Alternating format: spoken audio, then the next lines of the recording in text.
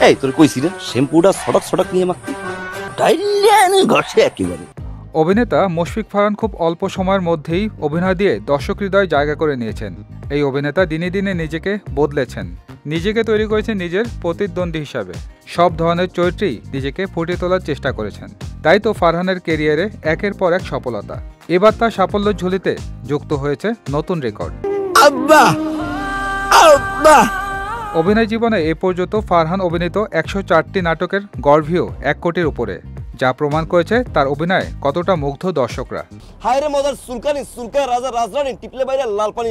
১০৪টি নাটকে ১ কোটির বেশি ভিউজ প্রসঙ্গে ফারহান বলেন, এই কৃতিত্ব আমার নয়, আমার দর্শকদের এবং এর সঙ্গে যুক্ত থাকা সকলের। তাদের সমর্থন ও ভালোবাসা না দিলে হয়তো আমি আজকে এই অবস্থানে আসতে পারতাম না। এই জন্য আমার সকল ভক্ত অনুরাগী ও দর্শকদের জন্য মন থেকে ভালোবাসা জানাতে চাই। তিনি আরও বলেন, সবচেয়ে ভিউ হলেই নাটক ভালো এটা বিচারের মানদণ্ড না।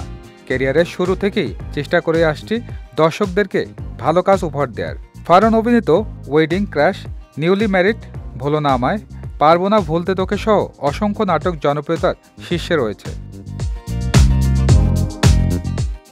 রেডিও জকি হিসাবেই ক্যারিয়ার শুরু করেন ফারহান, সেখানে জনপ্রিয়তা পান তিনি।